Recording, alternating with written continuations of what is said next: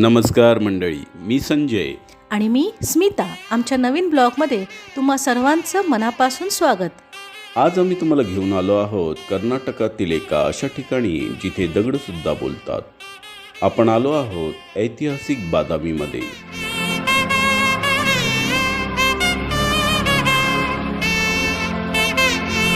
बदामीची ही सफर आम्ही एका अतिशय खास आणि पवित्र ठिकाणापासून सुरू करत आहोत.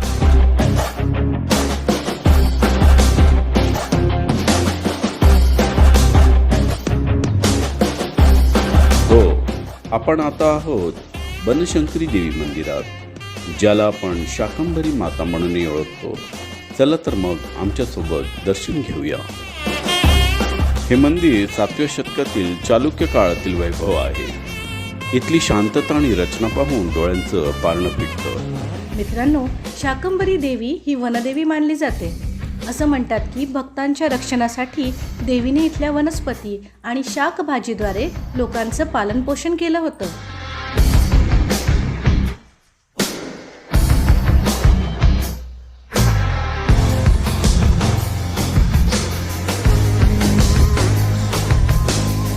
बादामीमधील दिवस दुसरा.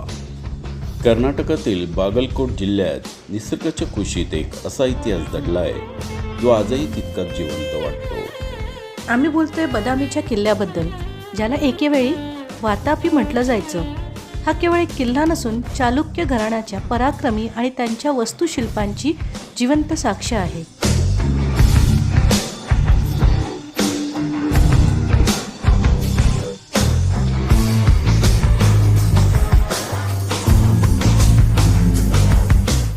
किल्ल्यावर चढताना आपल्याला खडकातून कोरलेल्या अतिशय अरुंद पायऱ्या दिसतात. शत्रूला सहज वर येता येऊ नये हा त्यामागचा मुख्य उद्देश होता.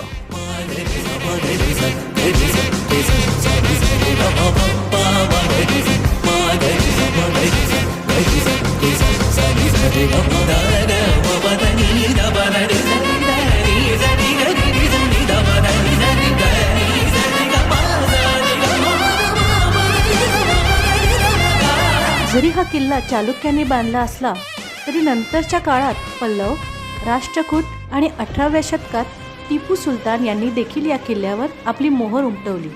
म्हणूनच इथे आपापल्या हिंदू आणि इस्लामिक अशा दोन्हीही वास्तुकलेचा संगम पाहायला मिळतो.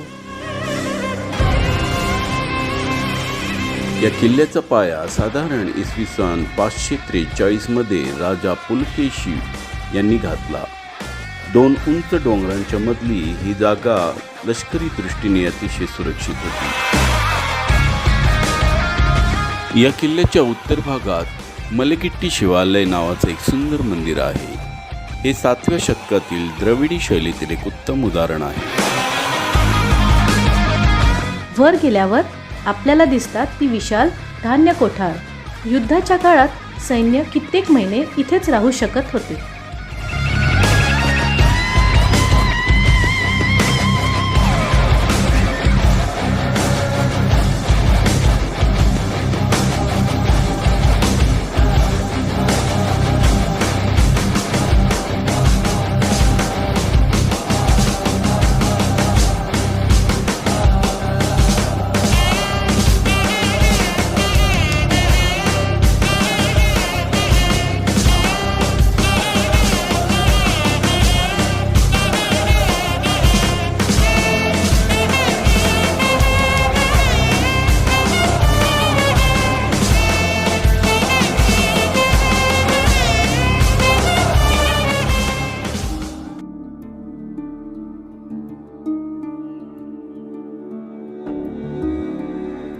चला तर मग आता वेळ आहे एका आव्हानात्मक चढाईची.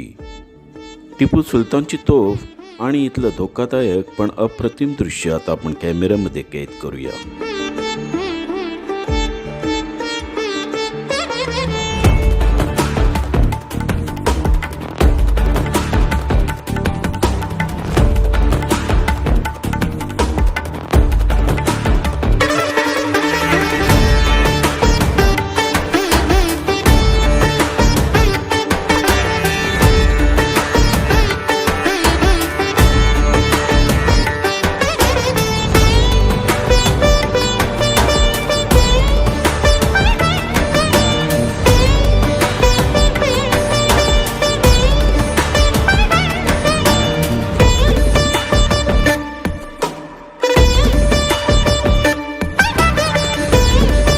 मित्रांनो, बदामीचा किल्ला पाहून झाल्यानंतर आम्ही आलो आहोत एका अशा जागी जिथे आल्यावर मनाला प्रचंड शांतता मिळते.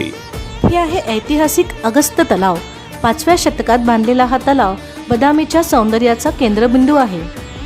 तलावाच्या पूर्व दिशेला जे मुख्य मंदिर दिसते ते आहे भूतनाथ मंदिर. भगवान शिवाला समर्पित असलेलं हे भूतनाथ मंदिर 7व्या ते 11व्या शतकादरम्यान टप्प्याटप्प्याने बांधलं गेलं होतं. पण बदामीचे खरे सौंदर्य हे त्याच्या लहरी निसर्गामध्ये दडलेले आहे. अनेकदा शांत संध्याकाळी अचानक ढग दाटून येतात आणि विजांच्या कडकडाटासह मुसळधार पाऊस कोसळतो.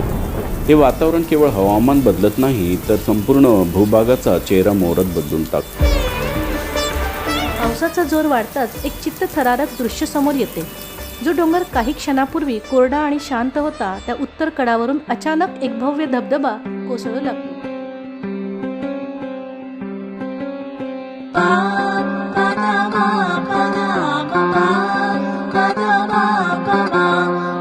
मित्रांनो, आज आमचा बादामीमध्ये तिसरा दिवस आहे.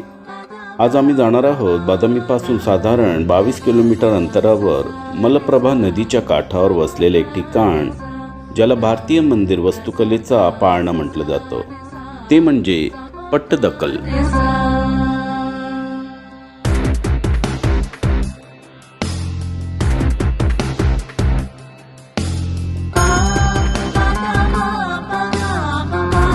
पट्टदकल हे केवळ धार्मिक स्थळ नव्हते तर ते चालुक्य साम्राज्याच्या राजकीय सत्तेचे प्रतीक होते. इथला नंदी मंडप आणि त्यातील एकाच पाषाणातून कोरलेला विशाल काळा नंदी हे पर्यटकांचे मुख्य आकर्षण आहे.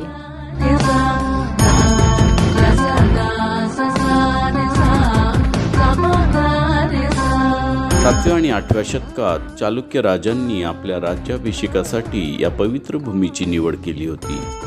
म्हणूनच याला पट्टदकल अर्थात राज्याभिषेकाचे दगड असं म्हटले जाते. पट्टदकलचे सर्वात मोठे वैशिष्ट्य म्हणजे इथे उत्तर आणि दक्षिण भारतीय स्थापत्य शैलीचा झालेला अद्भुत संगम. येथे एकूण 10 मंदिरे आहेत, ज्यामध्ये संगमेश्वर, विरूपाक्ष आणि मल्लिकार्जुन ही मंदिरे द्राविडी शैलीची साक्षात साक्ष देतात.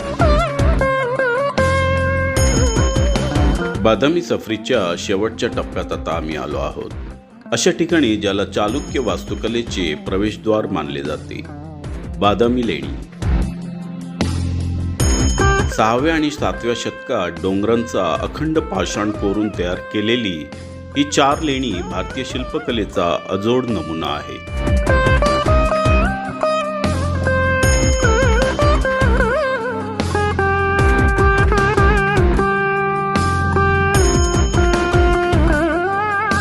लेण्यांकडे जाणाऱ्या पायऱ्या चढताना मागे वळून पाहिलं की एक विलक्षण दृश्य दिसतं. समोर शांत पसरलेला अगस्त तलाव आणि त्याच्या पलीकडे उत्तरेकडच्या डोंगरावर ताठ उभा असलेला बादामी किल्ला. खरंच इथून दिसणारा हा नजारा आपल्याला 6व्या शतकात घेऊन जातो. लाल पाषाणं, निळं पाणी आणि ऐतिहासिक तटबंदी हे दृश्य पाहूनच कळतं की चालुक्य राजांनी ही जागा राजधानीसाठी का निवडली असेल. मित्रांनो, 3 दिवसांचा हा बादामी, पट्टदकल आणि शाकंभरी देवीचा प्रवास तुम्हाला कसा वाटला? आम्हाला खात्री आहे की हा व्लॉग पाहून तुम्हालाही बदामीला येण्याची ओढ लागेल. व्हिडिओ आवडला असेल तर लाईक आणि शेअर नक्की करा. भेटूया अशाच एका नवीन प्रवासात. तोपर्यंत राम राम आणि धन्यवाद.